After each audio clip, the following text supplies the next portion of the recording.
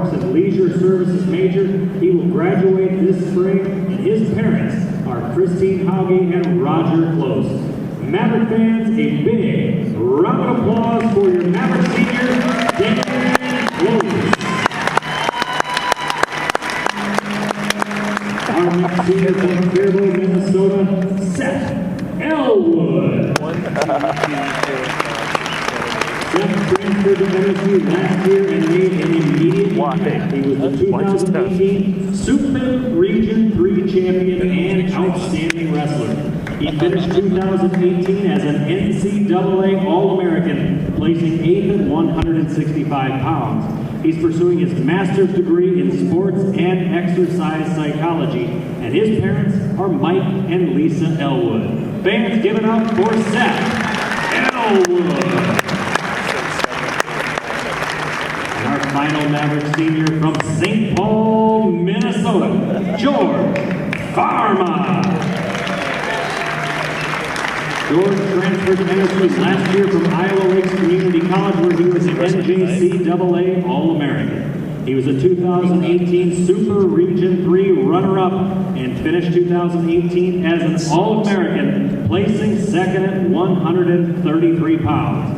George is a law enforcement major and will graduate next fall. His mother is Cora Pharma. Maverick fans, a round of applause for George Pharma. And one more round of applause for all 3 Maverick seniors tonight.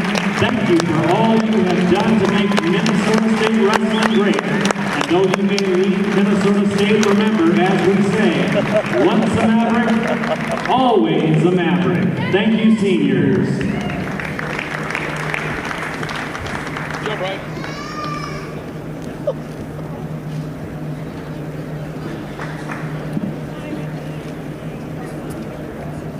Fans, welcome to Minnesota State University, the Taylor Center, and Bresnan Arena for tonight's NSIC wrestling duel between the Marauders of the University of Mary and your Minnesota State University Mavericks. And it's time now for the reading of the NSIC Sportsmanship Creed delivered tonight by Justin Schultz. The NCAA and NSIC encourage and promote good sportsmanship by student athletes, coaches, and spectators. We ask that you cheer for your team and be respectful of the opponent. As Division II student athletes, we support a diverse and inclusive environment. We commit to fair play, responsibility, and respect. We invite you to support our effort. Go Mavs!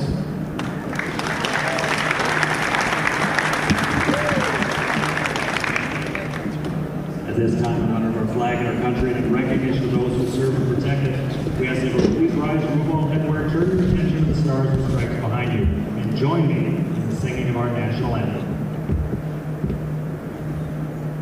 Oh, sing, can you see by the dawn's early light what so proudly we hailed at the twilight's last gleam, whose broad stripes and bright stars through the perilous fight, o'er the ramparts we watched were so gallantly streamed, and the Rockies' red glare, the bombs bursting in air, gave proof through the night that our flag was still there. Oh, say does that star-spangled banner yet wave o'er the land of the free and the home of the brave.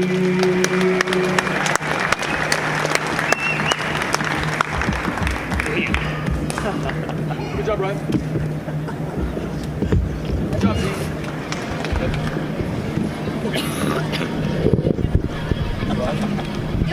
Okay, welcome everybody. This is the Maverick Broadcasting Network live from Taylor Center. I'm Paul Allen along with Brian Kelly. Brian, a couple of good storylines going into this NSIC matchup tonight between Minnesota State and the University of Mary Marauders. Yeah, it's a top 25 matchup with number 9 Minnesota State, 6-1, 4-0 in conference play, versus number 24 University of Mary Marauders at 4-2 and 2-2 in conference play. Minnesota State is coming off a victory last Thursday, and I believe that was at home against Southwest Mary, Minnesota State. They won that matchup 22-9. 22-9. The Mavericks undefeated at home. Their lone loss for Minnesota State. The Mavericks 6-1 on the year. Came at the Desert Duels out in Las Vegas back in December, CSU Pueblo. And since then, Minnesota State has won its last 6. Of course, this is the last home duel of the year for Minnesota State. MSU's home duels this year have all come in the month of January. And as you know, Brian, we're running out of the days here in the month of January. Yeah, as it comes on the last day in January, in fact, and it just couldn't be a better time, especially when the cold and classes were canceled through Wednesday, and then all of a sudden, your teachers had a little bit of a, waiver period there today, and so I bet these guys are well rested. They're not coming off of the classroom, brain dead type-esque week, so I think that they're going to have quite a substantial advantage here coming at home, and especially 3 seniors on senior night here. Yep. A couple other things that we should probably make our audience aware of here from Taylor Center, this matchup between Minnesota State and the University of Mary. Mavericks have won the last 9 duels against the University of Mary. Last year, MSU, the last time the two teams met, MSU coming away with a 23-17 victory in Bismarck. Should also mention that Adam Aho, the young head coach of the University of Mary, is a former Minnesota State assistant. Aho took over at the University of Mary back in 2013. He's in his 6th year. Spent the 2 previous years before joining the Marauders as an assistant under Jim Makovsky. Now, one other thing I'd like to tell you, Brian, is Coach Makovsky, who's in his 30th year of college coaching and in his 26th year here at Minnesota State, has 299 career wins. So tonight, if things go like we hope it will, number 300 will be the next thing on his career. Of course, one of the most decorated coaches in Division II. Jim Makovsky done a great job with this program, and of course his young protege Adam Aho trying to do the same thing with the University of Mary. And I don't think it could come at a better time, especially with having that senior class that you have in a lot of, especially led by George Pharma, and I'm pretty sure he's going to be the one that's wrestling tonight, and you look at his matchup against Tate Barnhart. Yep. Farmer, of course, finished 2nd in the country last year, been ranked number 1 all season, got beat in his last outing, or I shouldn't say his last outing, a couple of weeks ago, got beat in a match, and he's only lost once this year. Barnhart 15-4 on the season. We will start at 197 tonight. Dylan Butts from Minnesota State will take on Ryan Stotler at 197. So there's, we talked a little bit about at 133 with Farmer versus Barnhart. I think there's another match that needs to look at as well at 174, Brian. At 174, we've got Zach Johnson's ranked 4th in the country. He'll take on Philip Springsteen at number 7. And Springsteen 10-3 on the year. Zach Johnston, who's had a great year, is 10-1.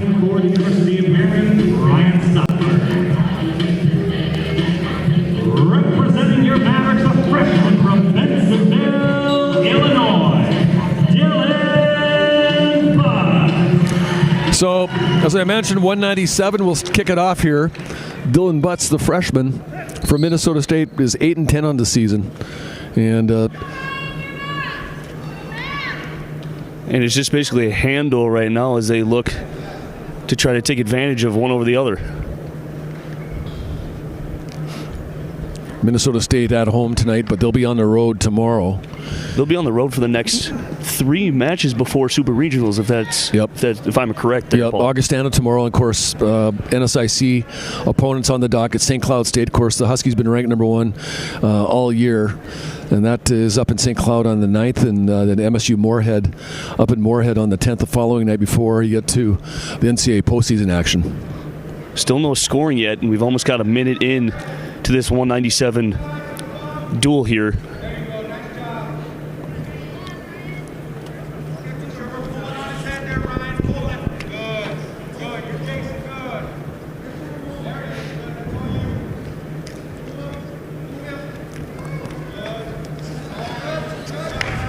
And last week, I was actually touching up on last week's victory against Southwest Minnesota State. We had a lot of come-from-behind individual victories to put us out to that 22-9 victory, and it was mainly set upon we won the first 2 out of 3 and then lost 1 and then won the next 7 out of 8.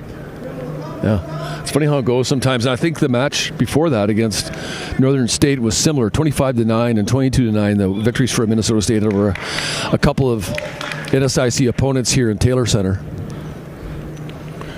as they have won 6 straight duels in a row for Minnesota State. The biggest one coming in the desert duels against Simon Fraser of British Columbia.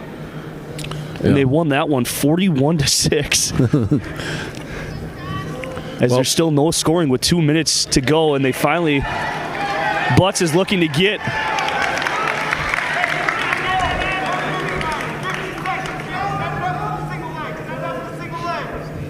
Well, Butts has seen a lot of action for a freshman, wrestling in the last 4 duels for Minnesota State. Is on a bit of a tough streak here. Last 3 matches. Last time he won was against in a decision Jamario Jones of Minot State 8-3, but he lost to Nick Ballmer of Upper Iowa. Diego Gallegos of Northern State beat him 6-1, and then Cole Hennon from Southwest Minnesota State handed him a 7-3 loss. But typical of the freshman trying to get his feet when he's a true freshman. And that's typically unusual for, a sport to have a true freshman start. It is. And it's especially a high caliber weight. It is. We graduated a senior, Chris Zimmerman, who was a 3-year veteran, 3-year letter winner for Minnesota State, starter at heavyweight. So, you bring in a new guy with the hope that, that's part of the recruiting process. A lot of guys want to wrestle right away, and although we do have a lot of freshmen who do redshirt in wrestling, they all want to wrestle. Of course, wrestling is one of those unique, I think, Brian, in a lot of ways, because you can wrestle unattached as a freshman, and go to tournaments and wrestle unattached and not have that count toward your eligibility. So It is a little bit different than a lot of sports where you can actually compete, and it does not affect whether or not you're still a freshman the next year. Ooh. And that's a nice takedown there by Mr. Dylan Butts. And that's a point there.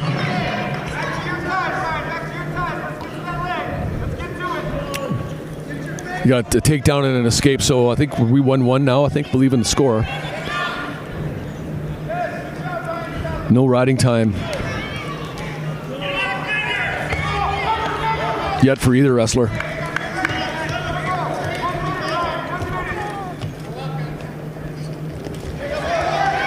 And that's a nice, he was going for that left leg of Butts, but Butts with the quick reaction to get that out.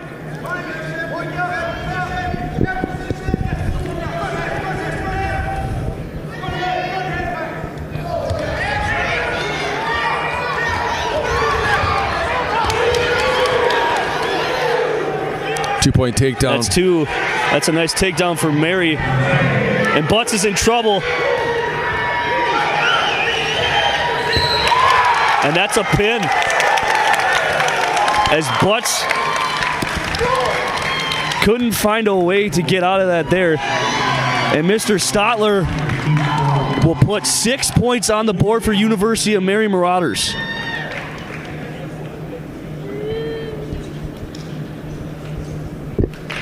And that was a huge win to start this one off at the 197-pounder, especially here on senior night.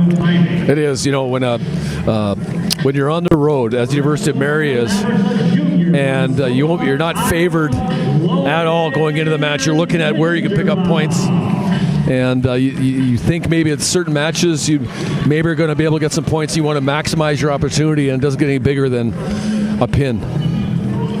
So now we go to 285, and for Minnesota State, it's Logan Linderbaum taking on Gerardo Jaime for the University of Mary.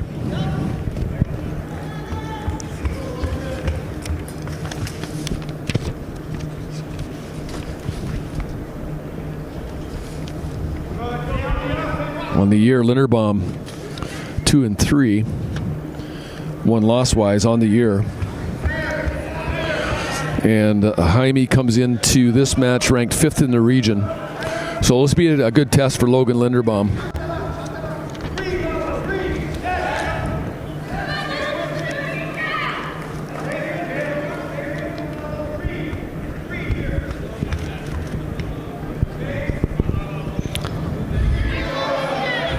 And Logan's last matchup came against Southwest Minnesota State as he dropped that one to Andrew Peterson in a close one, 4-3. Linderbaum, a junior from Solon, Iowa. 7-7 last year, as I mentioned, 2-3 this year. 12-7 as a freshman. Was a 3-time state qualifier in the 2A Iowa State tournament, finishing 5th in the state in 2014 and was 6th in 2015.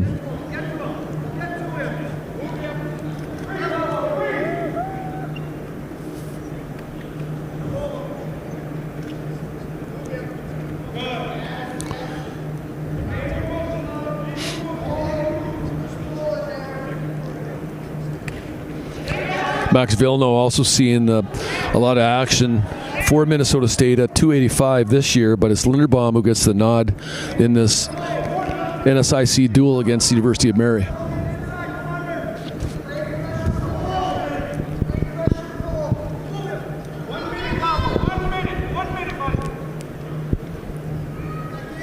As 2 minutes have gone by, still no scoring for either Jaime or Linderbaum.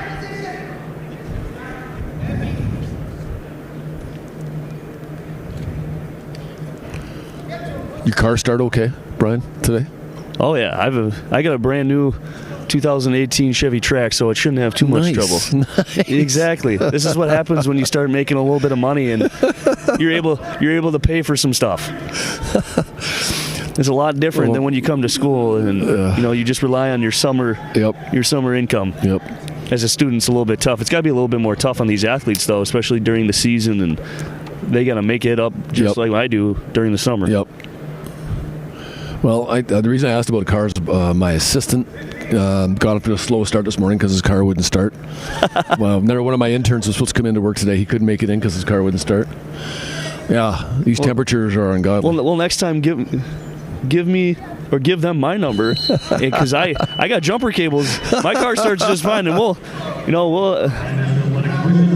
definitely I'll definitely help them out. I like it. Yeah, and especially like where you live, and if you go to like around here, you go to College Town or the quarters where a lot of the college students live, and that's a point there for Jaime, but it's so slippery in the parking lot because they still haven't removed it, and then kids just keep driving and driving, so it's like they just got so much worse, and there've already been a couple meet and greets already, and it's just something that is not a very well thought at this time, especially with how cold it was yesterday.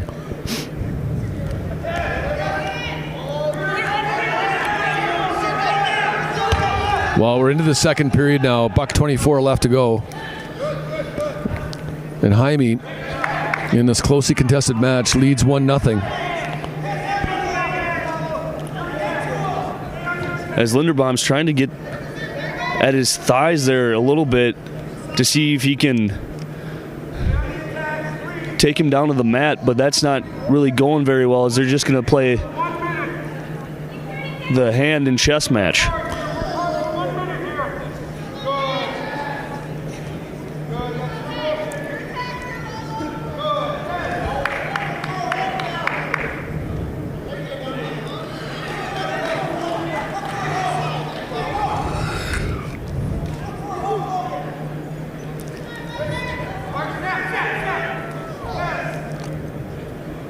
As Linderbaum's got 30 seconds left to try to do something, at least get 1 point on the board here.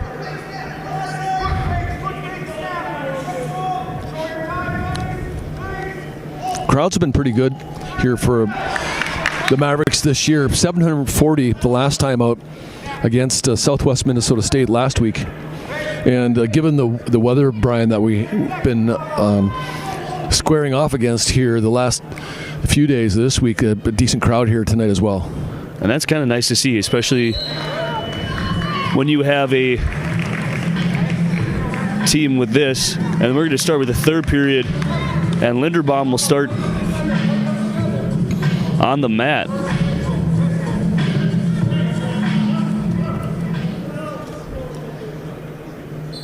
We'll see what Jaime can do here as he gets a nice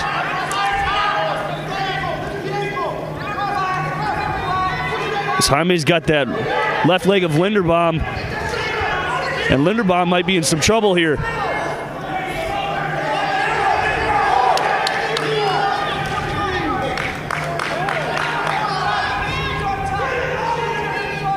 Boy, put that move on with Linderbaum in the down position, and Jaime gaining control right from the get-go has put Logan Linderbaum in an extremely difficult position here. As Linderbaum still trying to fight, as there's 4 more points there. Near fall, 4 points right there for Jaime, so it's a 5-0 match now. As Linderbaum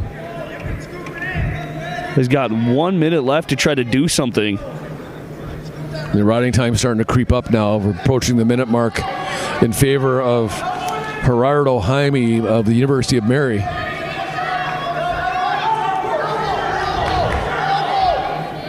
.48 seconds to go here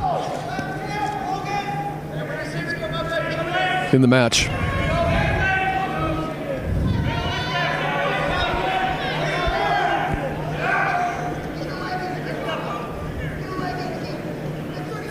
As Linderbaum's just fighting now not to give up any more points, as he doesn't want to give up that major decision there. Yep. Stalling warning on Linderbaum.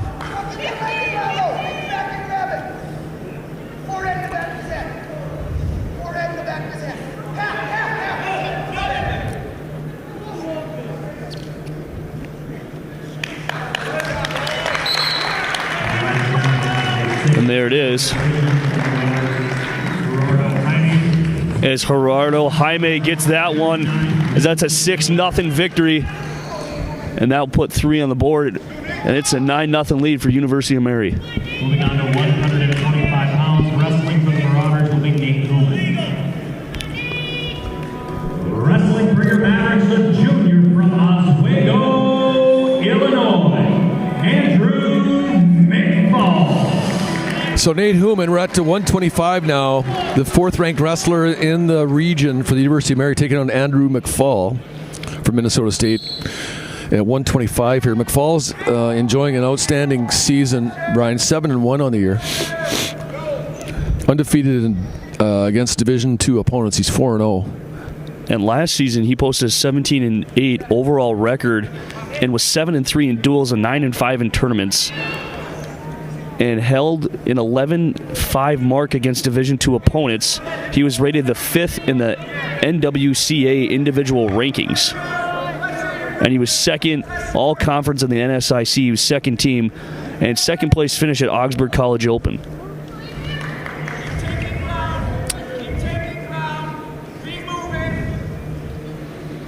And McFall just needs to find a way just to at least get 1 point, because we have been shut out here through the first 2 matches, and it was the big fellas that got shut out. And but we're also going through the heart of our lineup, which is the more dangerous aspect of it. You know, it is interesting because MSU's depth-wise is a little stronger at the top, lighter classes than they are as you get a little heavier, although you got Zach Johnson at 174, who's a returning All-American and is ranked 4th in the country right now. But you got some young guys, and Trevor Turuff wrestling at 184 and Dylan Butts at 197. You get a couple guys there with not a whole lot of experience, and Logan Linderbaum at 285. So Mavericks trailed 9-0 after the first 2 matches, and knew it was going to be an interesting duel against the University of Mary, who's got some quality individuals. And one of the things that we should note about McFall is he's also doing a sport and majoring in nursing. That in itself is quite impressive. A little unusual, at least. yeah. Yep. It's a very unusual, because when you see people play freshman year and they want to be in the nursing, they finally get accepted, you tend to see them steer away from their sport. But, kudos to McFall to, keep going on that one. Well, it is a great point. We had a football player named Tony Hunter. There's a stalling call against McFall, but we had a linebacker, a really good linebacker named Tony Hunter a few years back, who was heading into his senior season and was a nursing major and didn't compete as a senior because of what you just said about the commitment needed in order to be able to do it. We have had a couple of softball players, but they were pitchers who were outstanding pitchers.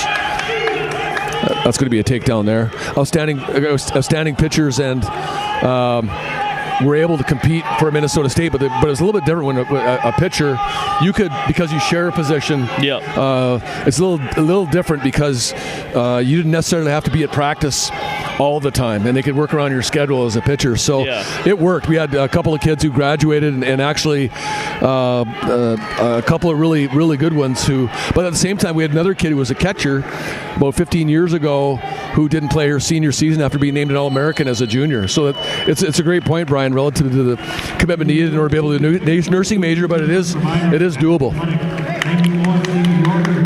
It's very doable. It just makes your life a little bit more tough. Yeah, a little more complicated. It's not exactly an easy thing to go on, and we're going into the second period still scoreless.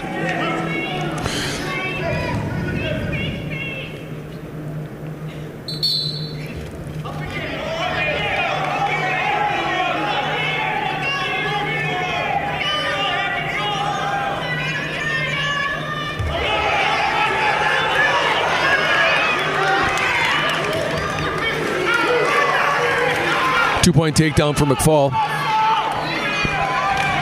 And then a one-point escape for Human. Well, Jim Mikowski is going to ask for a replay of something he saw there. As you're going a little bit of a replay here. And one of the interesting, like we said on early in the broadcast, right before we got underway, the next matchup is something that, we've all been inkling for here with the number 1 and the number 6 team, or ranked for their weight class. Yep. Barnhart at 133 for you. Mary ranked 6. She's 15-4 in the season, undefeated in duels this year. Of course, and George Farmer from Minnesota State, ranked number 1 in the country, returning All-American, made it all the way to the national championship match last year at the national tournament before finishing second. And that was a nice takedown. And it was clearly they saw something that, because both of the coaches got very heated, and they said that he missed something.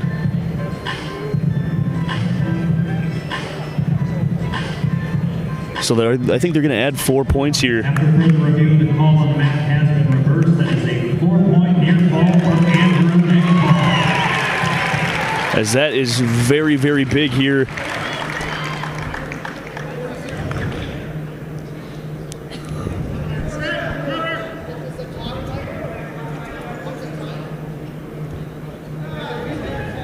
So you get 4 points instead of a 2-point takedown. It becomes a 4-point near fall. I'm curious about the 1-point escape. Then does he get credit for the escape, Brian? That's what the MAVRIK coach are asking. They think it should be 4-0.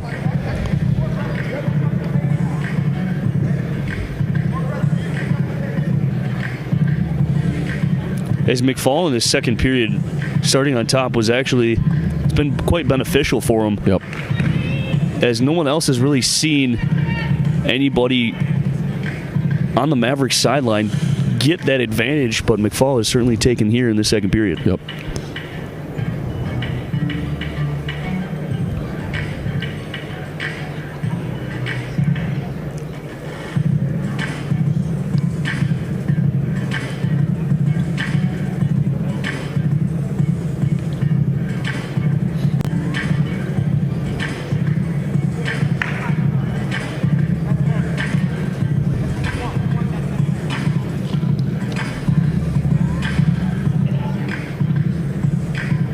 Yeah, so the 1-point escape goes away. So now it's a 4 4-0 match in favor of Andrew McFall.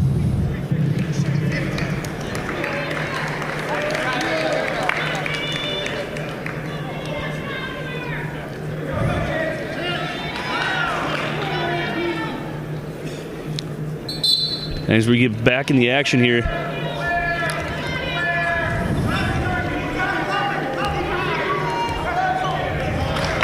As he escapes.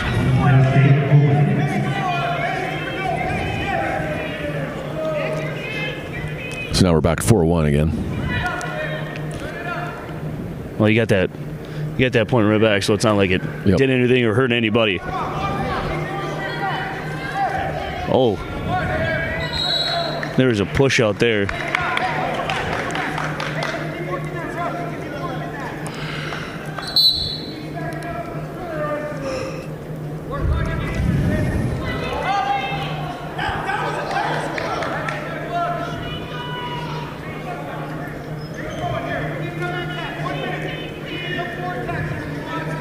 As we go to 1 minute in the second period.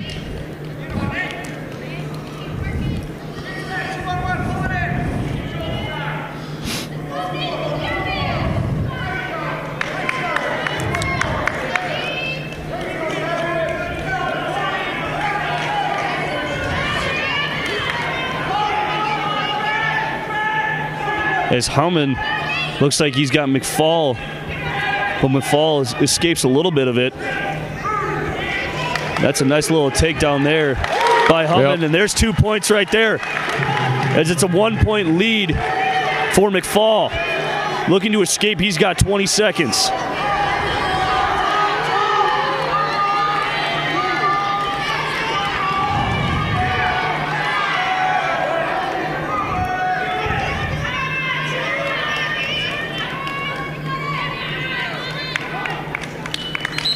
And that'll end that one. As that second period was all the scoring, as it's a 4-3 lead for McFall going into the third. One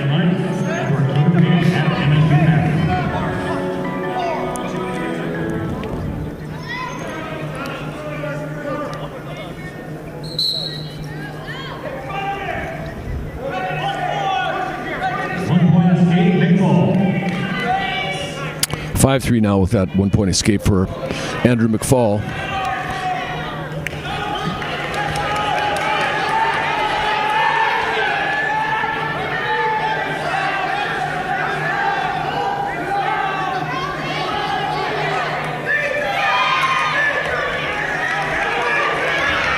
And that's a nice escape there by Andrew as he gets 2 points. As he got the takedown there.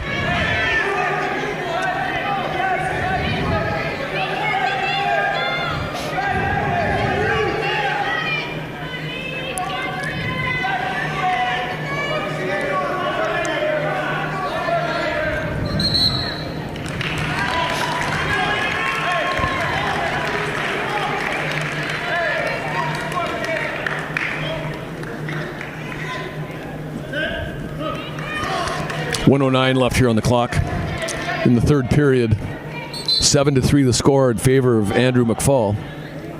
By the way, a good wrestling name for you right there, Brian. McFall. McFall, that's a good wrestling name.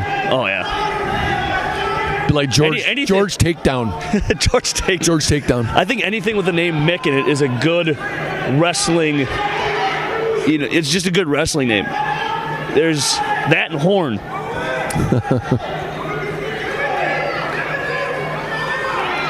I don't know. McFarlane would be a good wrestling name too, I gotta tell you.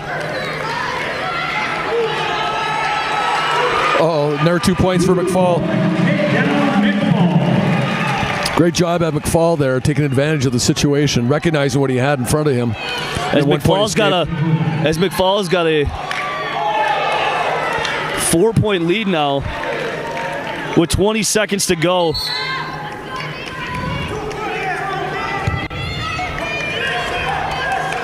As McFall, you see a little bit of exhaustion coming from the 125-pounder here.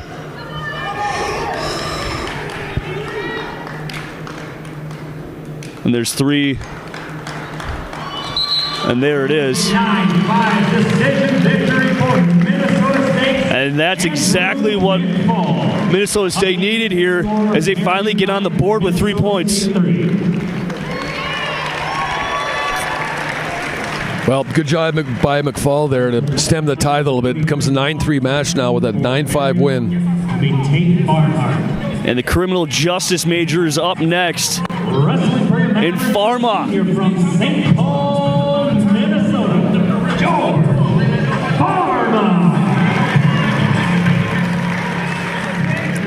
Well, Pharma hasn't rested all that much. 5-1 on the year. 5-1 against Division II. 5-1 in duels. So all of his action has come in duels this year. And he's been out for a few weeks, hasn't he? This is his first matchup in about a few weeks. Yep. He got hurt. Last time he wrestled, he got hurt.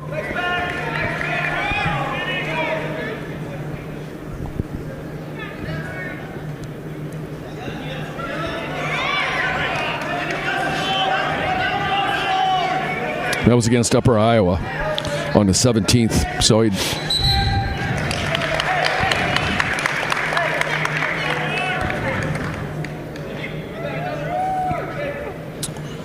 did wrestle against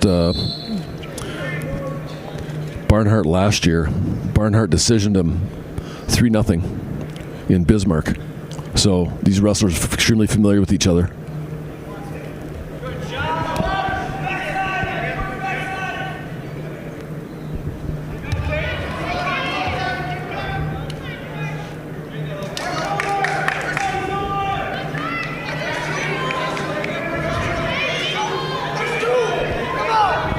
And like you said, these two are very familiar with each other as they're both seniors. And in the NCAA Super Regional, Barnhart took 6th place at 133 pounds last season, and he was an academic All-American. And that's the kind of leadership you expect from a junior or a senior, an upper-level classman from Barnhart, as he's got a 2-0 lead.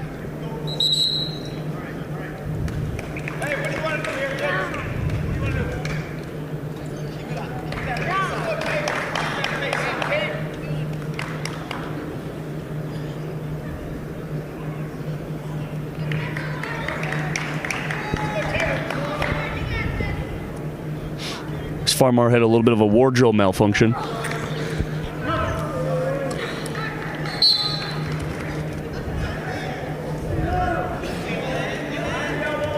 And there's the escape from Farmar.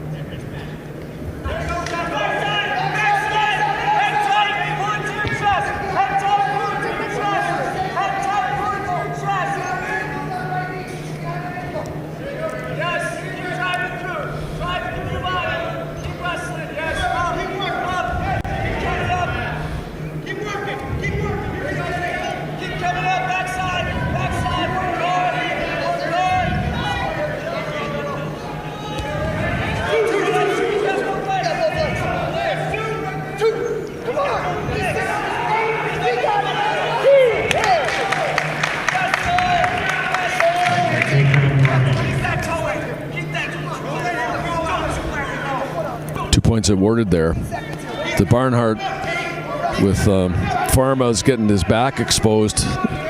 Match score is now 4-1 in favor of Barnhart. As there's 5 seconds here to go.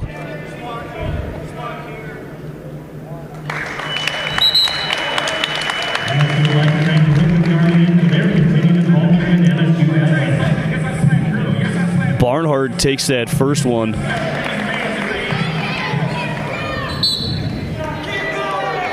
And we're into the second period.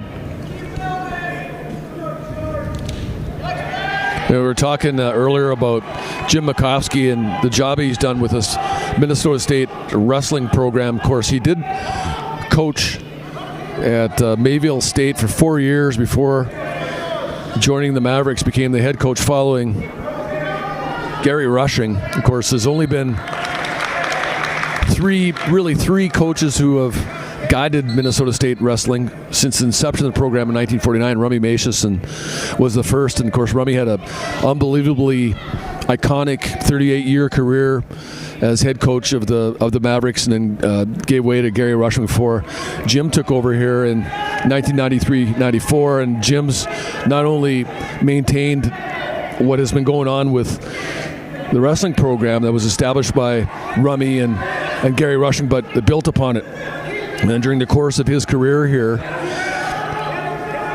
276 victories.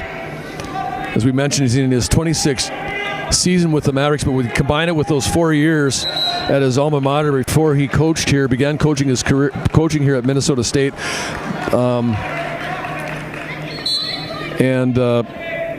You have just an unbelievable career. One of only Jim. We'll see how with his next win may come tonight. It may not. If it does come tonight, Jim will become only the third active coach in Division II with 300 wins or more.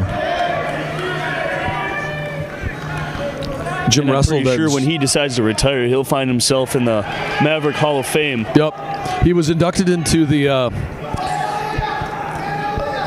American Wrestling Coaches Association Hall of Fame in 2013. Of course, part of our criteria here, Brian, relative to Hall of Fame, is you can't be an employee or a current coach or an employee or staff member and also be in the Hall of Fame. Otherwise, Jim certainly credential-wise can get in. Another 2 points awarded to Barnhart there on that takedown as we get to the end of the second period. It's a 6-1 match now in favor of Tate Barnhart as he continues to do a workman-like job against George Pharma right now in this battle between two top 10 wrestlers.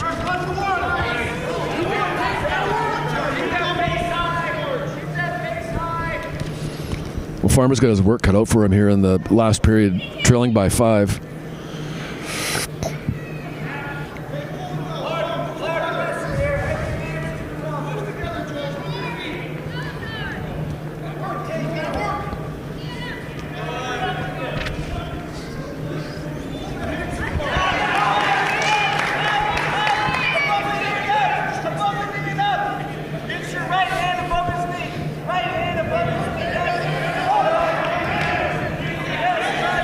Bukowski reached a 100-win plateau back in 1998-99. Were you even born then, Brian? 1998-99, were you born? 1998? Yeah, what year were you born? 98? 98.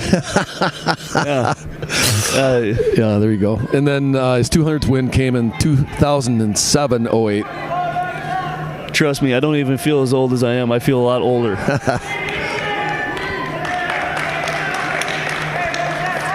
8-1 the score now in favor of Barnhart as the University of Mary wrestler continues to pile up points. As this isn't exactly an upset, what you would call an upset if Barnhart wins, just because Barnhart has defeated Pharma before, even though Pharma is the number one ranked 133-pounder in Division II. As you could just see on George's face as he looks a little bit tired.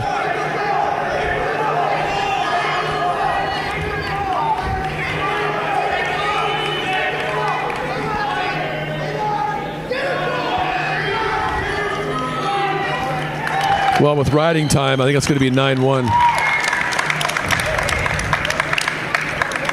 It was an 8-2 victory, so they avoid the major decision.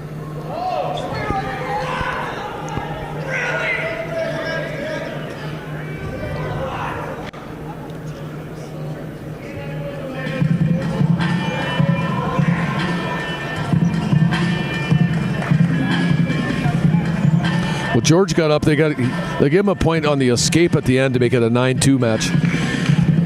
So 9-2, that'd be a 7-point win. 8-point win without the escape. They're going to review it.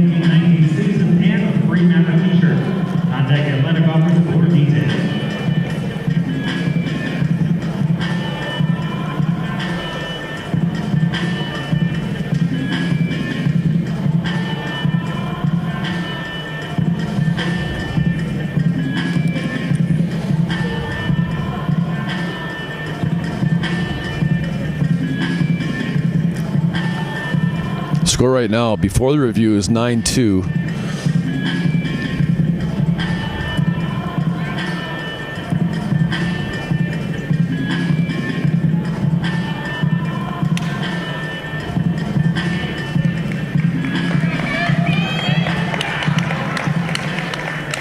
Further review of the call on the mat stands. 1 point escape George Pharma. That is a 9-2 decision. Yep. State landmark, the University of Mary.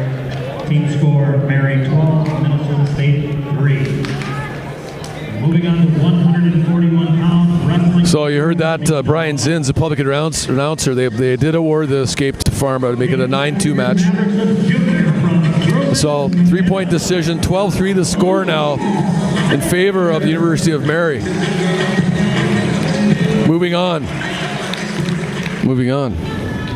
to 141, Louis Sanders for Minnesota State against Noah Huff for Mary. Well, Louis is coming off one of the best weeks of his career. Louis, of course, 10-2 on the year, is having a really good year. Named NSIC Wrestler of the Week after picking up a couple of wins in dual action last week. Biggest one was an 8-6 victory over the number 5 wrestler from Northern State, Kyle Roth, ranked 5th in the country.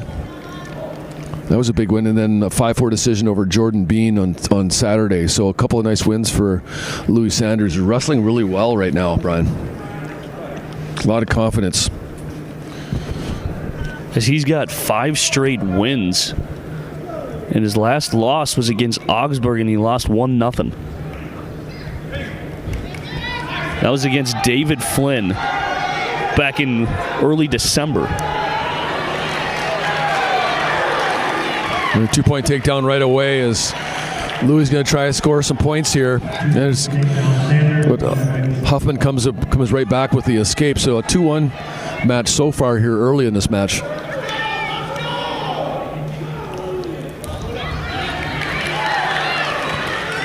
Sanders goes back to work. Another 2-point takedown.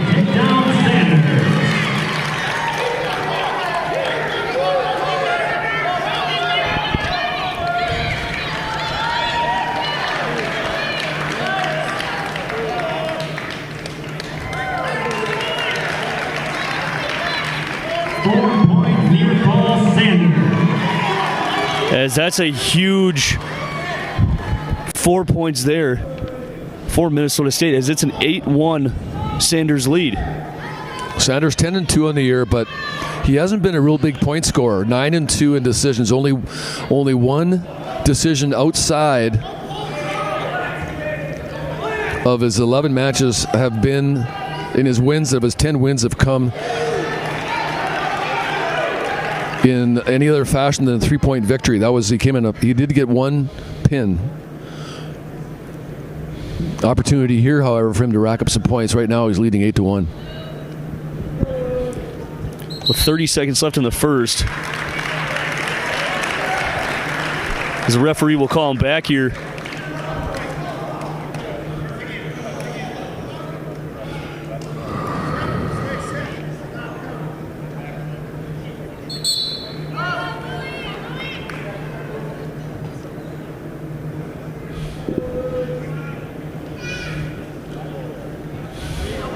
As Louis winning the hand position right now. And he's not allowing Noah Huff any room to escape. Noah Huff, a senior out of Cape Girardeau, Missouri.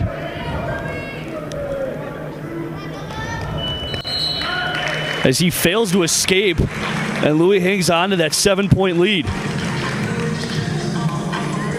And riding time starting to pile up now too, with a minute 40 in riding time, favoring Louis Sanders.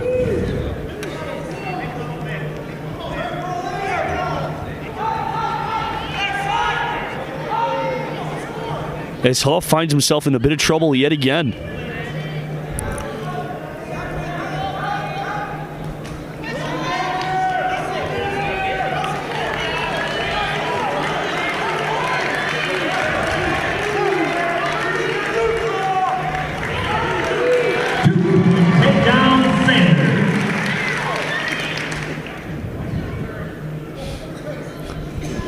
Sanders took control of this match fairly early, Brian. It's now 10-1 with that 2-point takedown here coming midway through the second period.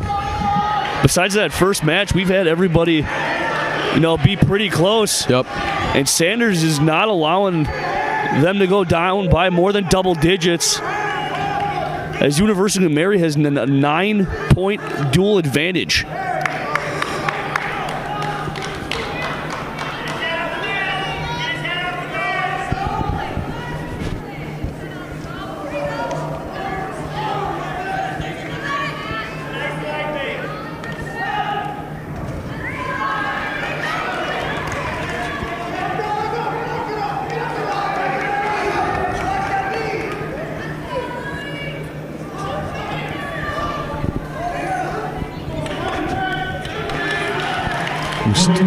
Warning on stalling on Huff.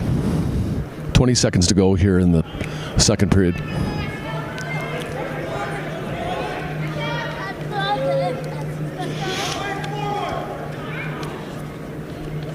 Super Regionals this year being hosted by MSU Moorhead. Scheduled for February 23rd. Not that far away.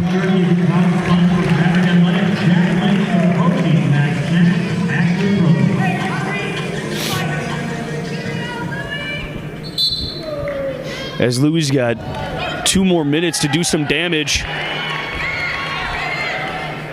As Huff's just trying to gain some ground and get some point.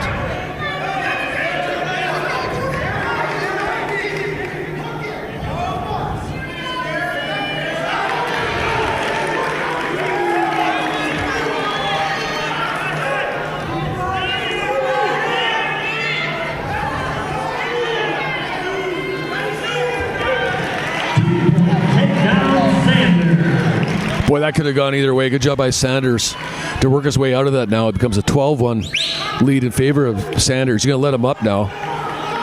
He's going to let him up, give him the escape, and take him down again as he tries to rack up more points, Brian. 12-2 the score. As you see Sanders with a pretty big smile on his face as he's liking the way that he's been doing it. And he's just going to keep doing it and doing it and doing it.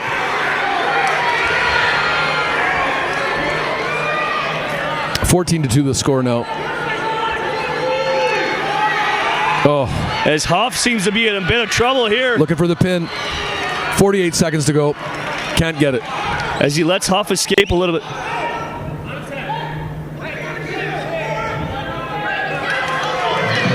That's an escape by Huff. She's down 11.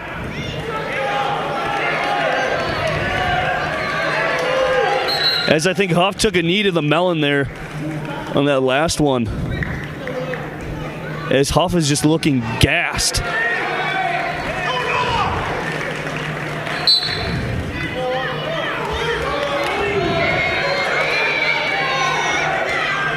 .23 seconds to go. 14-3 the score in favor of Louis Sanders. There, that was the second warning, results in another point for Sanders. 15-3 on the stalling call. Looking for the takedown. As Louis got 3 seconds to go. Can't get it. Oh, he gave it to him. There you go. 17-3. Without riding time, with riding time, 18-3 in riding time. That's a technical fall. For Minnesota State, Louis Sanders.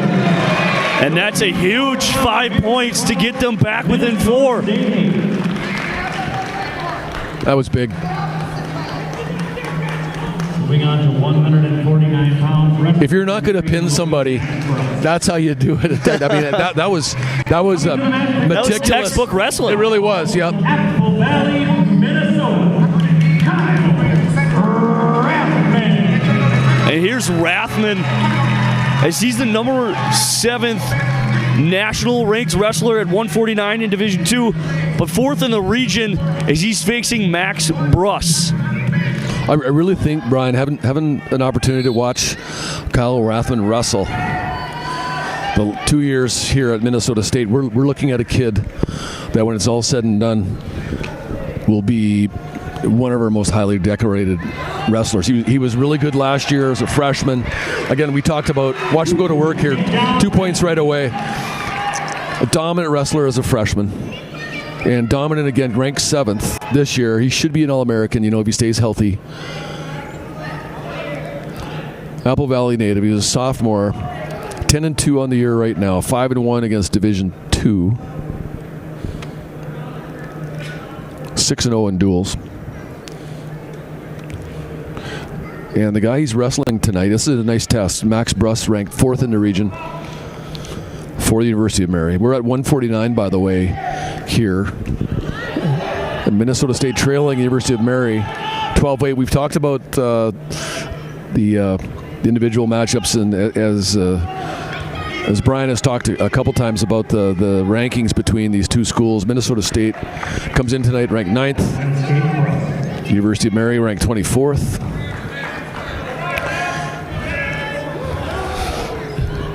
And as a high schooler, for Rothman, was a 4-time Minnesota State tournament qualifier and a 3-time Minnesota State high school tournament third place winner. Yep. And Apple Valley, of course, one of the top wrestling programs in the country. And if you're in Minnesota, Apple Valley Wrestling is one of the best in the nation at what they do. So for him to come out of Apple Valley and be a third place in state winner in the state of Minnesota is saying a lot about how good this young man is. Yep.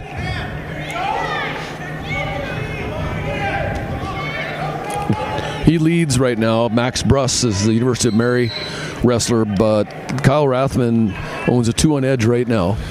First period, 59 seconds to go in this matchup at 149. Minnesota State trailing University of Mary 12-8.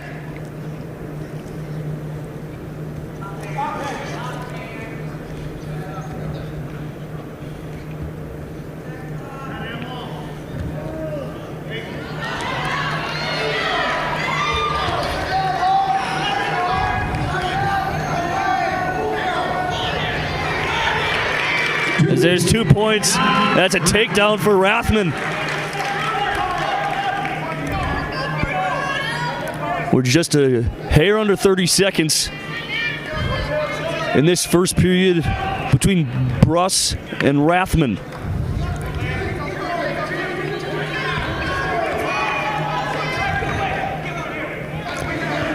As he has yet to fully escape.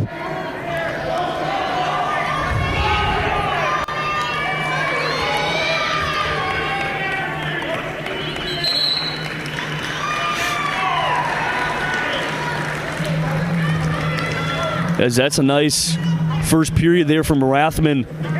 Get out to a 3-point lead.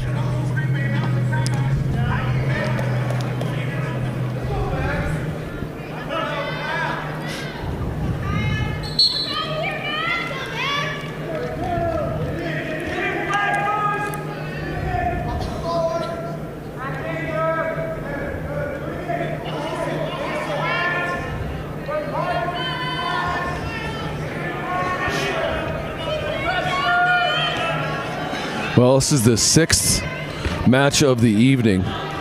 University of Mary's won 3. Minnesota State's won 2. Rathman looking to even things up here in that respect, with the Mavericks trailing 12-8 on the board. And the biggest one was to start out. What's really got Minnesota State in that hole was the Butts and Stotler with that pin on Butts. Yep.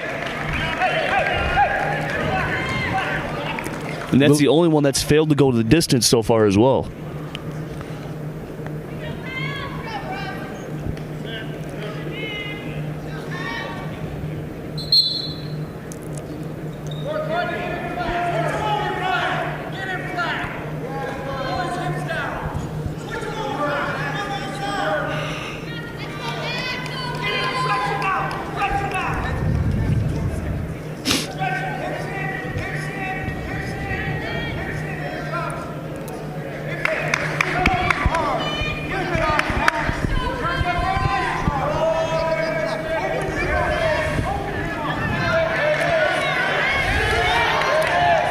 As Rothman's not allowing him any position.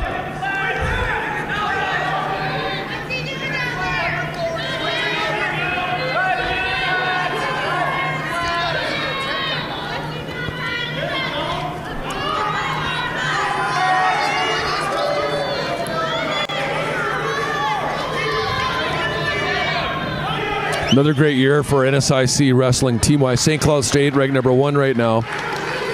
Minnesota State ranked 9th.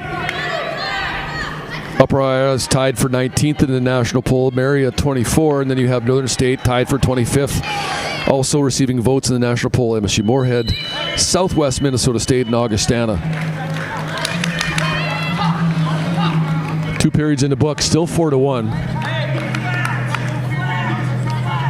In favor of Minnesota State's Kyle Rathman.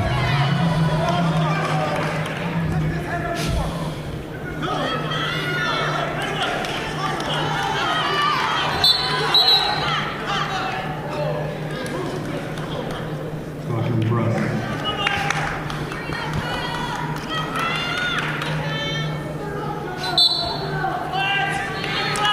Talking earlier about the great year Minnesota State has had as an athletic department. And Brian, you've been there along for the ride with a couple of sports with football team and the great year they had. And football, that was one of the more historic seasons as they took it, as they were 1 win away from getting to that championship game down in Texas, and they just come up short.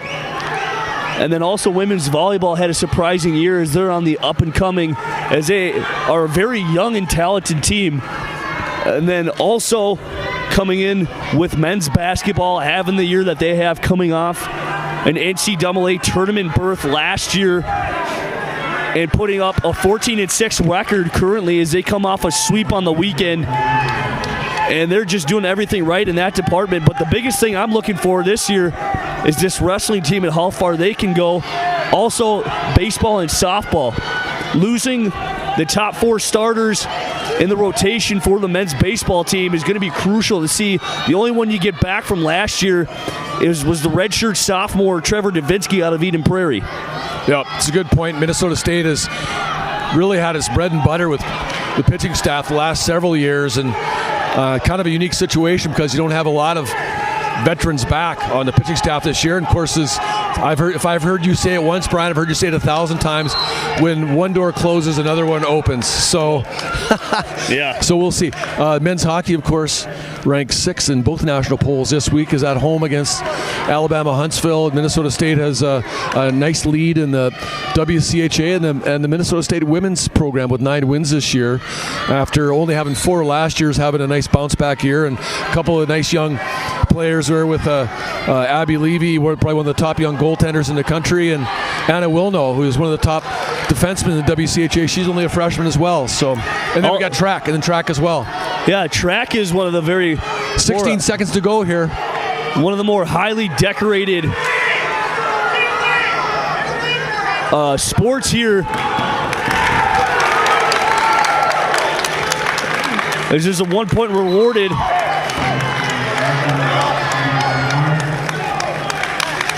Is it? Oh, yeah, they going into overtime. I believe here. Yeah, you got fourth, gets 1 point for riding time as well, so it's 4-4 going into overtime. And as we get back to our conversation, how could we forget the phenomenal year the women's soccer team had this year? Yes, you're absolutely right. And them going, I believe, probably one of the better records in women's soccer history, if I'm not currently mistaken here.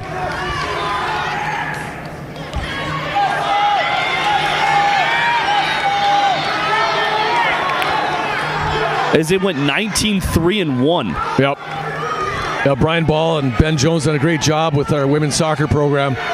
And Brian Ball and Ben Jones, yep. And if I'm not mistaken, Brian Ball was the quickest in MAVRIK history for a coach.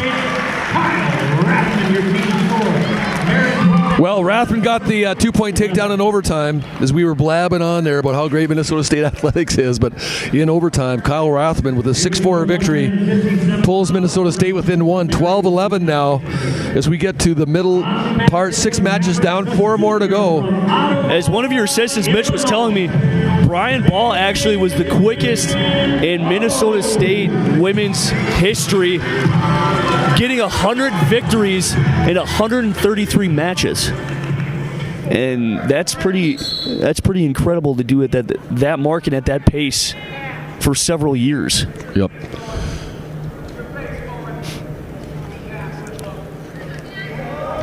So Minnesota State coming away with wins here in 3 of the last 4 matches. Has pulled within 1 point. 12-11 the score now, with the University of Mary leading by 1 point. And we're at 157 now for Mary. It's Isaac Berger. Daniel Close, the veteran wrestler from Minnesota State, comes into tonight with an 11-8 record. And he's one of the 3 seniors here that's wrestling tonight here on senior night for him. And he's out of Ottawa, Illinois. And last year he had an 18-7 record that included 14 decision victories, appeared in 9 duels, notching an 8-1 record.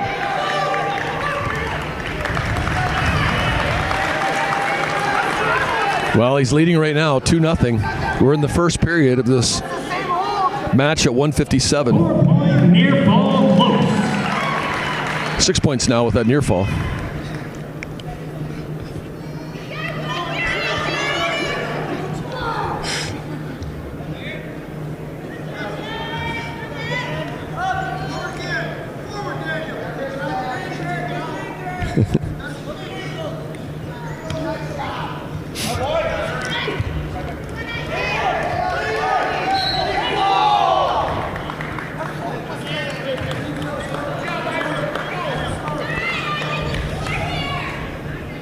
Adam Aho, the young head coach of the University of Mary's, done a great job with that program, a protege of Jim Makovsky, and it's interesting. Mary, if you could pan our sideline for a quick second there on the right side there. Mary, if you could pan our sideline real quick and get a picture of Ty Eustace. Right behind him, you'll see, right behind Ty Eustace over there on the MSU bench, you'll see his dad, Jack Eustace, is right behind him. Of course, Jack, an All-American wrestler for us, and he comes to a lot of matches, and what a great resource he is for the MAVRIK wrestling program. Of course, Ty, one of the most decorated, thanks Mary, one of the most decorated probably assistant coaches in Division II level. Of course, wrestled at the University of Iowa. Family is from Blue Earth, Minnesota, and of course Jack wrestled here back in the 1970s, one of our all-time top wrestlers in our Hall of Fame.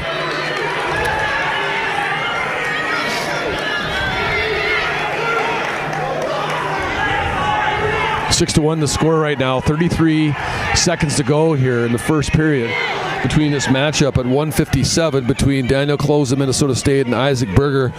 Close up right now, 6-1.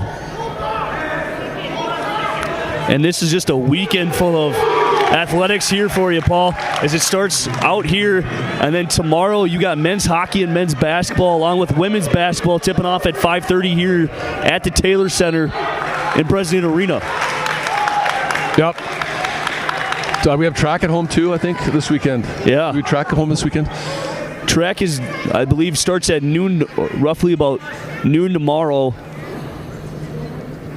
And then it goes into women's basketball as they've been trying to find their step a little bit here as they kind of got off track because they were on a severe losing streak, but they ended that last homestand and they ended up coming away with a victory. I think they were on the road. Picked up. They split on the road, right? Weren't they at Wayne State and? Yeah, Wayne State and Augustana. Yeah. As they beat Wayne State by 2, as they went on a little bit of a run, as they got out of that rut from St. Cloud State back on the 19th, and that was a severe need as they've improved to 7-11 on the season, and they're in the right direction. Well, great job by Close at the end of the second period. They racked up some more points. 8-3 the score there now in favor of Daniel Close. Yeah, the women's basketball team. It's Brian. We've talked about the women's basketball team before, and what's going on there. I think what we're seeing is the inconsistency and primarily because they're a young team, right? You've watched them play a little bit. Yeah, they're very young team. And I think it's typical of a young team. I believe they have about 2 or 3 seniors on that ball club, and then going on, you have about 16 women on that team, and that means 13 or less don't have that much experience because I know a lot of the juniors didn't really start last year, and now they're just finding their way. And it's just mainly trying to get the consistent rebounding that they've really lacked on the offensive boards, and trying to find them putting it back up.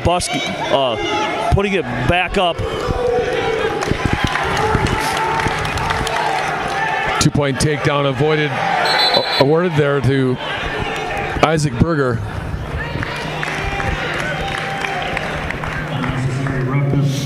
Yep. And then Berger gets penalized for unnecessary roughness. 9-5 the score, I think, now in favor of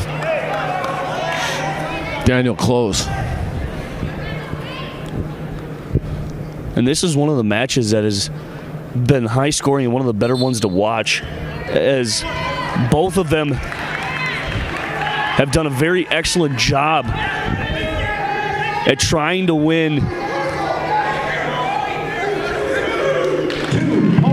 that position battle, as Close goes up 6.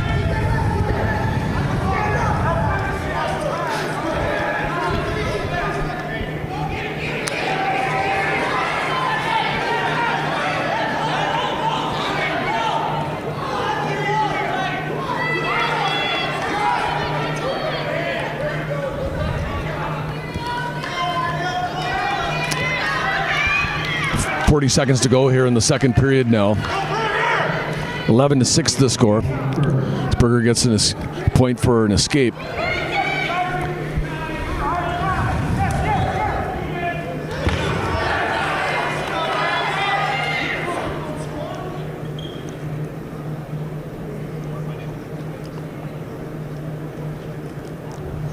.15 seconds.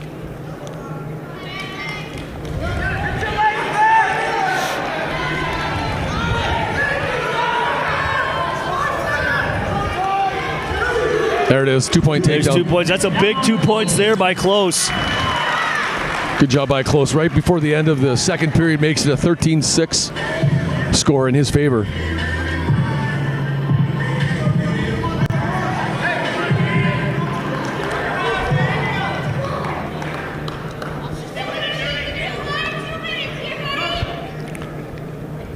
There was a lot of scoring there in that second period, and then here's the third.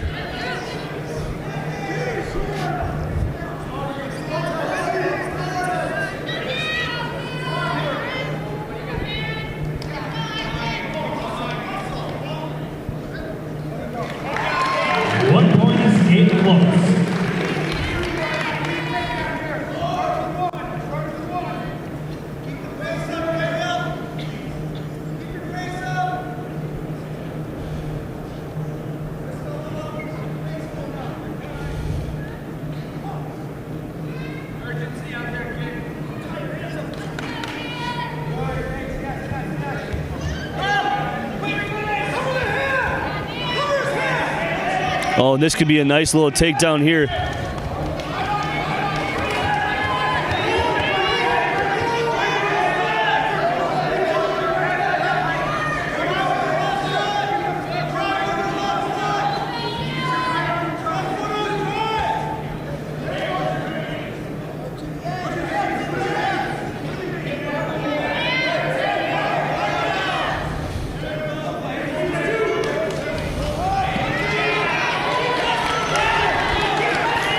As they are still in play here.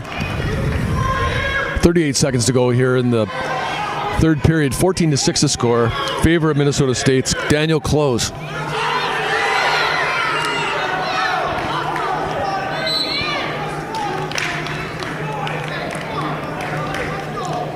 Out of bounds. They'll bring it back to center here. 26 seconds to go.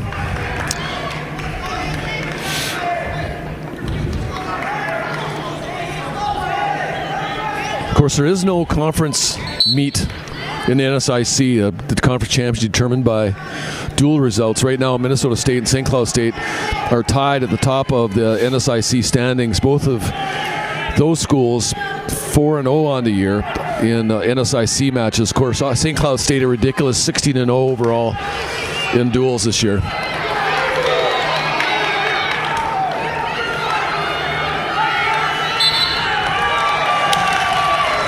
As Close survives, giving up more points, and it's a major victory 15-6 for close. And that gives 4 points to Minnesota State and the lead up by 3. On to 165 pounds. Wrestling for Mary will be Austin Eichmann. That was big. On the mat for your Mavericks, a junior from Rochester, Minnesota, Logan Salto.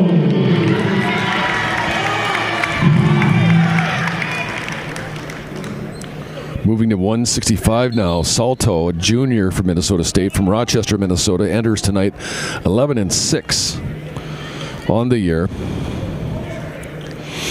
4-3 versus Division II opponents.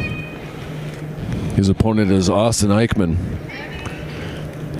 165. So with 3 matches to go, Minnesota State finally takes its first lead, 15-12. Minnesota State has won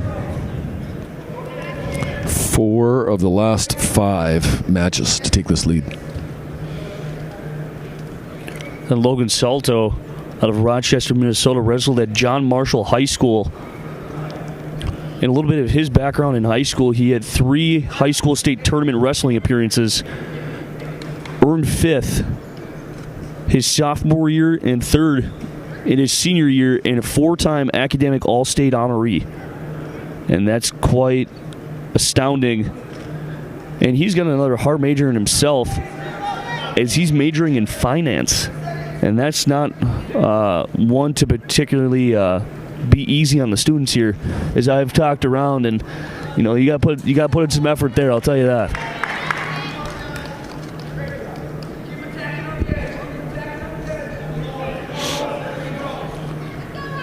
Interesting, last year, I'm looking at last year's results, Brian, and last year at this weight class, it was wrestling for the University of Mary, Philip Springsteen. Springsteen's now wrestling at 174, so he moves up weight class. Dropping down from 174 is Austin Eichmann. Eichmann wrestled last year against Zach Johnson, the Minnesota State All-American. So he drops down a class. This should be a pretty good match.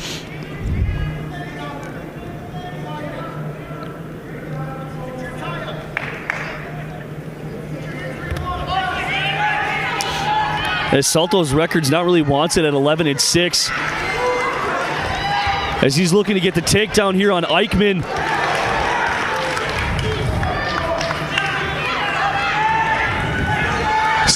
Single leg Salto, takedown. There it is. There's the takedown, and he gets himself on the board with 2.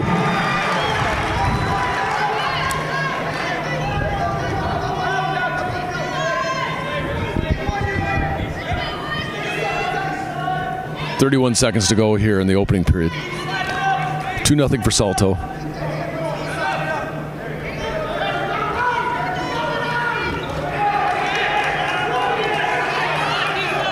Great job by Salto to maintain control here as we get to the end of the period. 15 seconds as we starting to count it down here. As Salto starting to build up a little bit of riding time here. As there's 3 seconds left here, Salto will go into period 2 with the 2-0 lead. Solid opening period for Salto. I'd like to thank the Alumni Association for their sponsorship of the Mavericks Student Awards program. For more information on Mavericks Student Awards or to sign up, please contact the athletic office at 389-6111.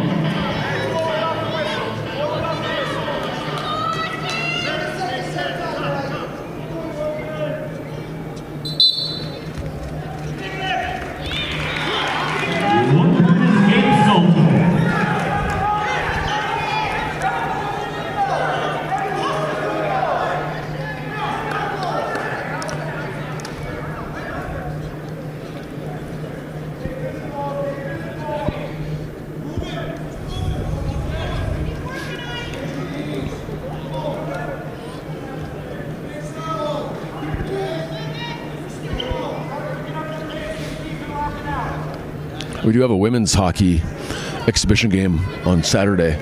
Interestingly enough, we're playing the Minnesota Whitecaps. And my interesting is with men's hockey, we're playing Alabama Huntsville. Yep. WCHA opponent. Huntsville is struggling a bit this year. Great thing about sports, Brian, as you know, is there's no script. No. You never know what's going to happen, and hockey especially so, where a hot goaltender can really make a difference in a game. And not only that, when you watch hockey, it's sometimes the way the puck bounces and the way you try to get the puck out of your zone. And Minnesota State does a tremendous job and not like shooting themselves in the foot by getting in too many chances to give their opponents the power plays. They really do stay out of the box. Yep. Pretty disciplined. Veteran team. Last several years, there's a couple of categories we've typically ranked near or at the top of. You mentioned one of them, which is fewest penalties, which hasn't always been that way over the course of time with Minnesota State hockey. But under Mike Hastings, it's sort of been that way. Also, we typically lead the country in shots on goal and few shots allowed. So hopefully we can do some of that this weekend against the Chargers from Alabama Huntsville. Salto trying to get out of this. There, he did it right there. 2-point takedown.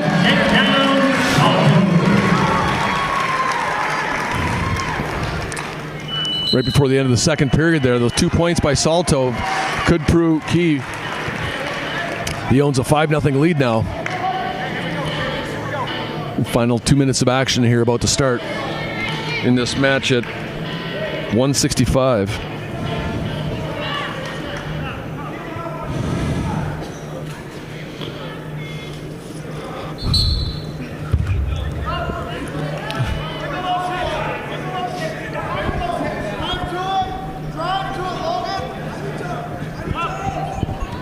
As after this matchup right here, we still got 2 to go, so this could be a crucial win here if Salto can close this one out for Minnesota State and get that W.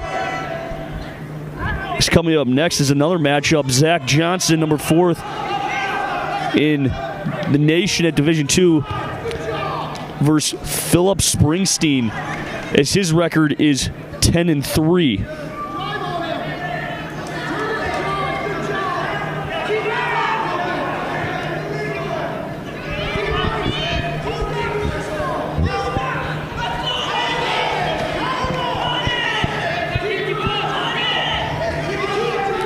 And you got to like the enthusiasm from the bench of Minnesota State, especially from McFall. And it's always nice when you're on, I can just say it as a teammate, when you hear your teammates, especially like in a team sport or individual-based matchup, you know, getting that, and especially it just fuels you when you're tired.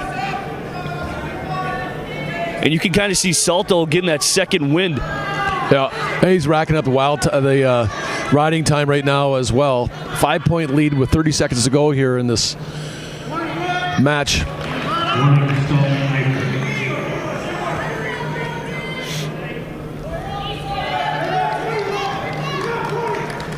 20 seconds to go. Salto with a 5-0 lead. As there's 10 seconds to go, Salto looks like he's got this one in hand.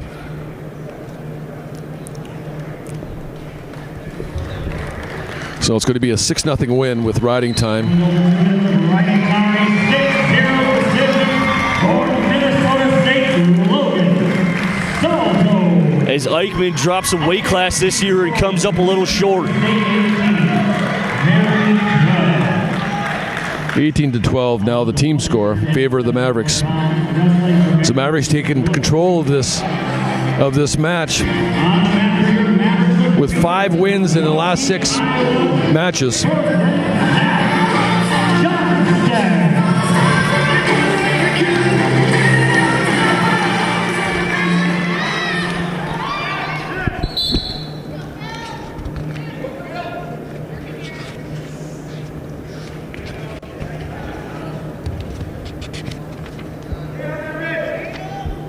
Well, this is another one of the matches we're looking forward to here. Brian Johnston, returning All-American, the junior from Waukee, Iowa.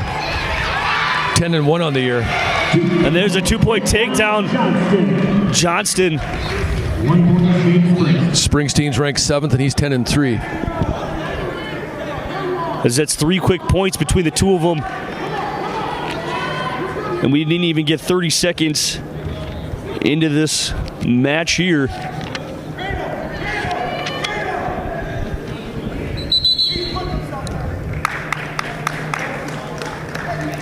Johnston has won his last 7 matches.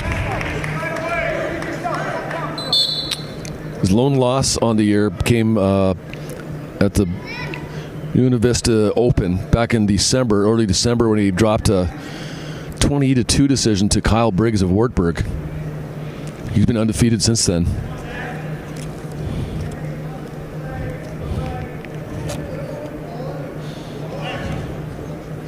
Two-1 lead here in favor of Johnston on Philip Springsteen. Last year, when Minnesota State wrestled against University of Mary, it was Johnston defeating Austin Eichmann at this weight class. Springsteen has moved up, as you mentioned, from 165. He defeated Dylan Herman last year at 165 when these two teams squared off up in Bismarck.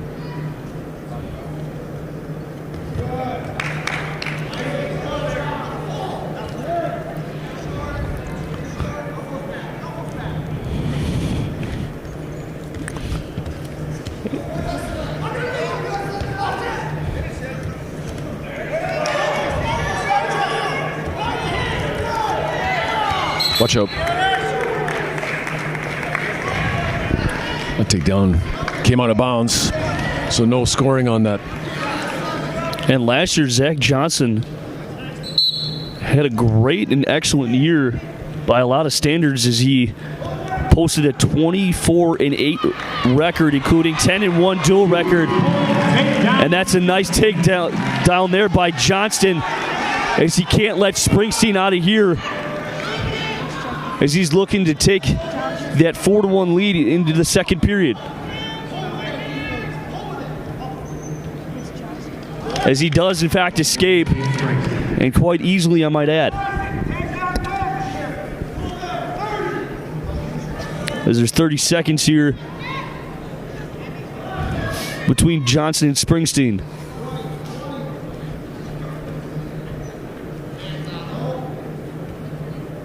$18 seconds to go. 4-2 the score, favoring Zach Johnston right now.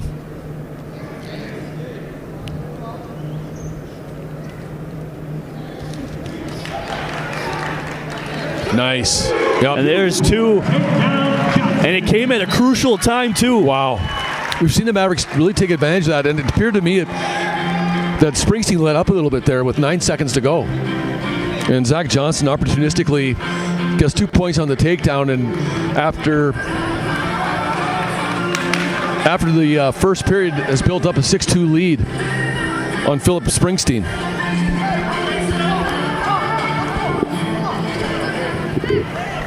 Instead of going chess match, he decides to take the top route, just Philip Springsteen.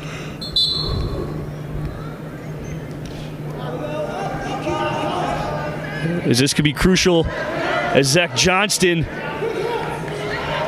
almost nearly escapes, but Springsteen takes him down. And that's exactly what Springsteen's looking for here.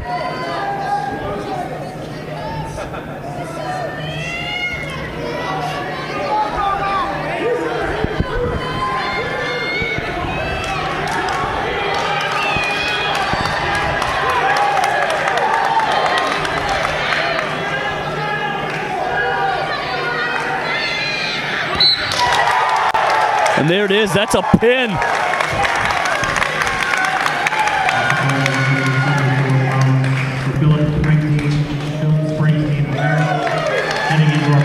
And that makes it all tied up at 18 going into the last match. As that was a huge pin for the University of Mary and Philip Springsteen. Somewhat unexpectedly there.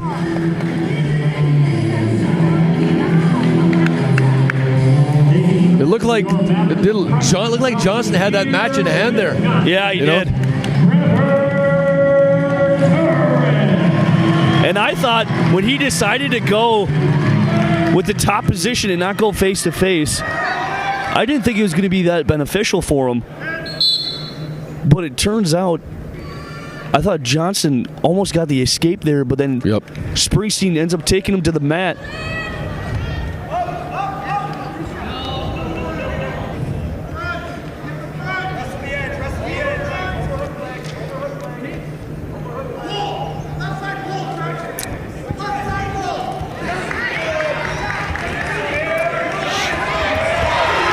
There's 2 points.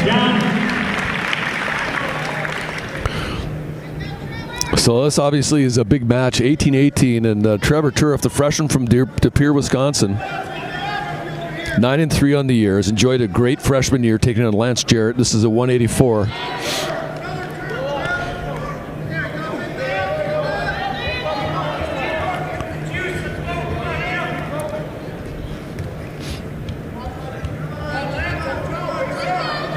Turf, 9-3 on the year, as I mentioned, 6-3 versus Division II.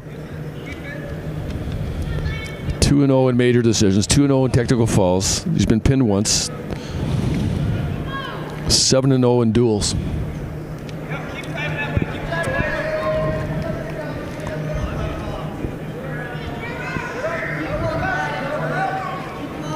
Well, Philip Springsteen ends a streak where Minnesota State had put together 4 wins in 4 matches to really take control of the match, but Springsteen with that fall brings the Marauders right back. Right now, Trevor Turrup owning a 2-0 lead at 184, 116 to go here in the opening period. Turf not allowing Jarrett here any sort of, as Jarrett finally almost gets to escape, but Tariff takes him back down to the mat. Exposes his back, looking for a near fall, doesn't get it. He doesn't give it to him. There it is. And that's crucial 4 points. Absolutely. There.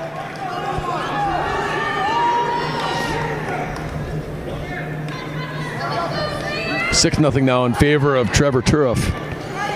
Minnesota State looking to close out this home duel. Last duel at home for the Mavericks this year. And this is the last match of the night. 18-18 is the team score. And after this, tomorrow they go up to Sioux Falls, South Dakota to take on Augustana. And then the following week, they go to St. Cloud, which could be one of the biggest, if not the biggest, matchup or duel they have faced on the year, without a doubt, because St. Cloud State is the #1 ranked team in the nation.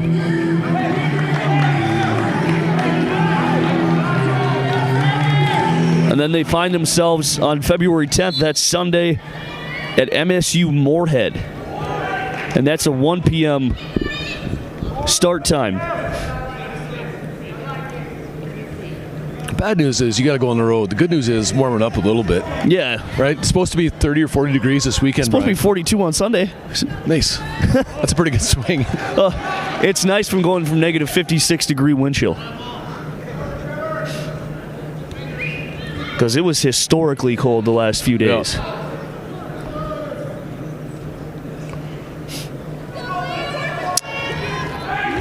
Oh, that's a nice takedown there. And Tariff has got Jarrett on the ropes. Give it to him. As he's looking for the tap. And Jarrett's not having it. Can't get it. And there's 4 more points. 12-0 lead now in favor of Trevor Turrup. So close on the pin, Brian. Oh, he was about as close as you can get, I think.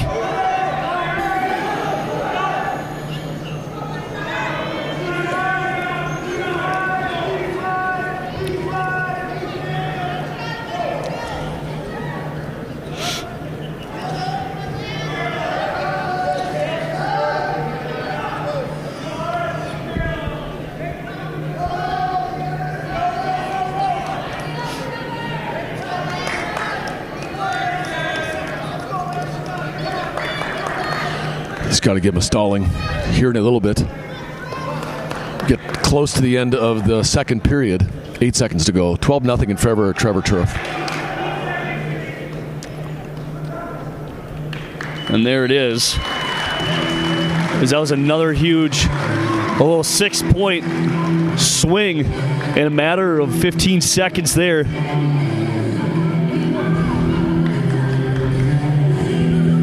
As Jarrett's still deciding, they'll just go face off.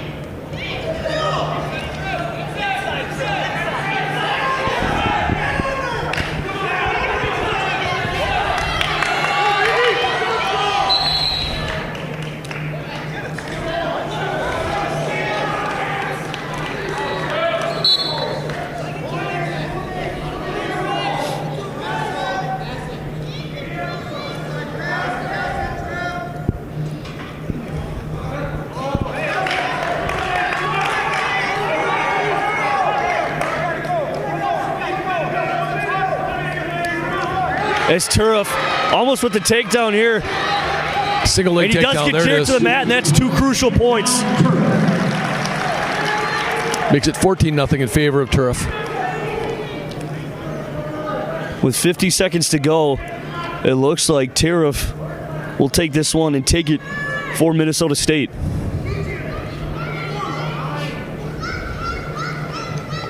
And it's another back-to-back match as a lot of not so many come from behind victories, but this one has got to be the closest that they've come to in a sense we're almost losing it, and the tightest one yet this year. Yeah. As we talked, Minnesota State's won the last 9 duels, not including tonight, against the University of Mary. So this is a big match for Mary. Big match for Minnesota State. Looks like Jim Makovsky, head coach of the Mavericks, going to get his 300th career win, Brian. As Jared gets on the board, and he'll add an extra 2, and that's that. And that is a 15-3. 15-3 the final score. Major decision. How about you, Trevor Turek? And Minnesota State will take this one 22-18 over the University of Mary. And my goodness, that one had you on the edge of your seat there, but PA. It's been a lot of fun, Brian. Good job. We are going to have a special presentation here right now with just a quick recognition of Jim Makovsky on the mat with the Director of Athletics, Kevin Beisman. We're going to congratulate Jim. We're also going to have a presentation at men's hockey Saturday night at intermission for Jim. I want to make sure that he certainly receives his just due for this major accomplishment. And also, MAVRIK Broadcasting Network will be back in action here tomorrow night. But this time it's at 7:30, roughly, depending upon when the women's basketball team gets done. It'll be men's basketball here at 7:30. Makovsky, and Division II All-American, a 3-time Conference Coach of the Year, Jim has led the Mavericks to 14, count them, 14 top 8 NCAA Division II national finishes, while also winning 3 Super Region 3 championships, including a pair of second-place finishes in 93-94 and 2007-2008. Jim has guided the Mavericks to 17 top 10 finishes at the NCAA Division II tournament. Inducted into the NCAA Division II Wrestling Coaches Hall of Fame in 2013, Jim was named North Central Conference Legacy Award recipient in 2008. In addition to all of this, Jim and his wife Dawn have raised 2 wonderful sons, Nick and Lucas, and a wonderful daughter, Maya. With tonight's victory, Coach Makovsky becomes only the 3rd active coach in all of NCAA Division II with at least 300 career wins. Maverick fans, congratulations to your head coach, Jim Makovsky. All right, thanks a lot, Brian. Thanks, PA. Another great nice doing one broadcast with the MAVRIK Broadcasting Network. Look forward to seeing your call on the basketball games, okay? Oh, I'm looking forward to it. All right, thanks, buddy. Thanks, Barry. Thank you. And remember, it's great to be a Maverick.